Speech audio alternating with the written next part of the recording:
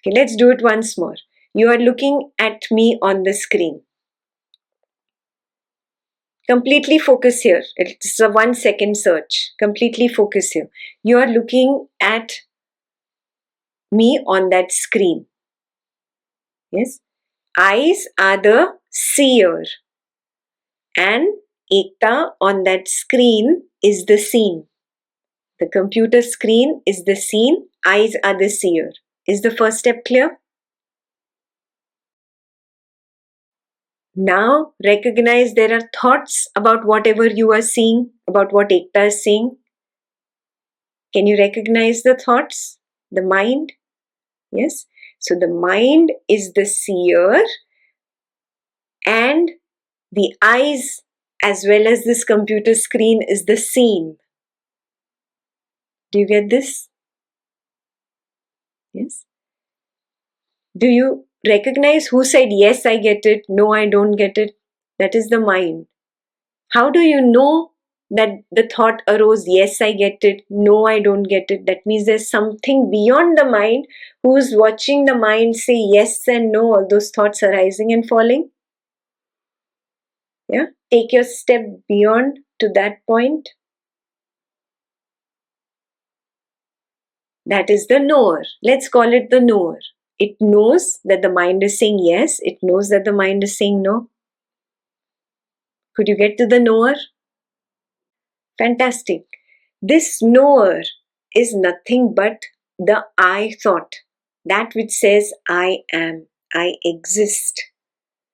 That I am attaches itself to the mind and says I am the mind.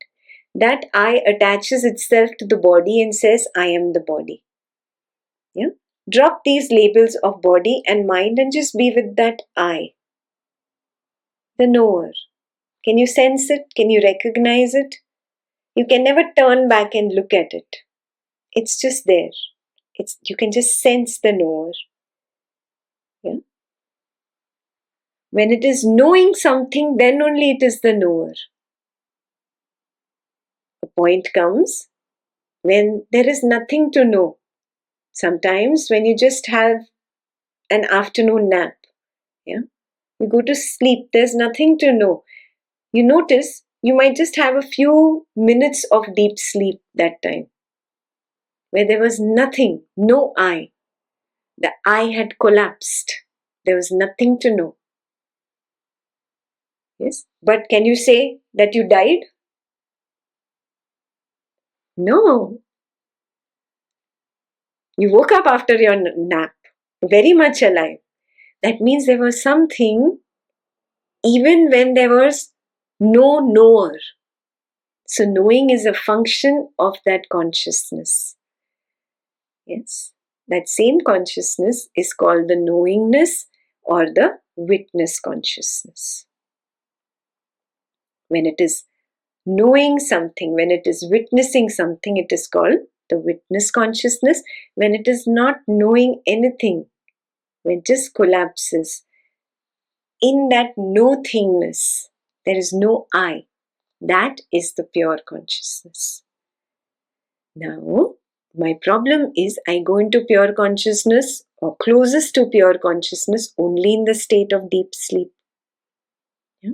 Because I'm very attached to this body, I continuously keep coming out to the body and the world and the mind. So the technique is to again and again attach yourself only to the sense of I. Drop the thoughts about the body, drop the thoughts about the mind, and just be with that sense of I. It's a sense, you can sense it, the awareness. Stay there, stay there, stay there. You'll slip and fall. Obviously, you come to the body and mind because of your past habit pattern. Again, you stay there. Again, you slip. Again, you stay there. It doesn't matter if 1,000,000 times you slip, 1,000,000 times come back to that sense of I am. That witness. Staying there, staying there, staying there, steadying there, a moment will come when that witnessing will drop, the knowing will drop, and you will find yourself in the field of nothingness. You don't have to do anything beyond that. Beyond that, everything happens naturally. spontaneously. Yeah. So put your foot in that boat of the witness consciousness first. Recognize that, then only you will be able to take your foot off the boat of attachments. Yeah, just like you get the offer to join a new company, then only you let go, you resign in the old company, no? That's the tendency of the mind. Advaita Vedanta understood this tendency of the mind, and that is why gave you the destination right in the first go. Yeah? Now that you know the destination, you put your foot in, you become comfortable. Yes, this is my journey. Now you can take the foot off from the other boat, which means what? Don't give importance to the thoughts of the body and the mind. Whenever they come up, I recognize, oh, it's just another dream thought. Anyway, this is a dream world. I have spent 20, 30, 40, 50 years in this dream world.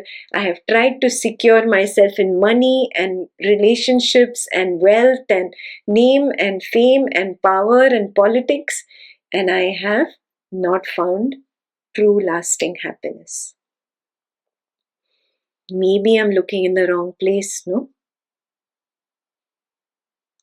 If I've spent 50 years looking here, 40 years, 30 years looking here and haven't found it, maybe I'm looking in the wrong place. Maybe I should change my direction.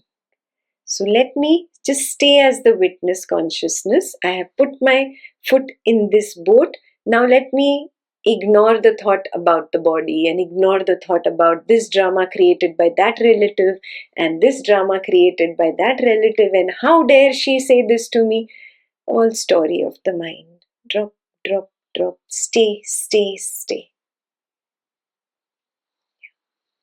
That is the only way. That is the only way to be able to let go of the attachments. In fact, you will not have to let go. They will drop. Automatically, they will drop.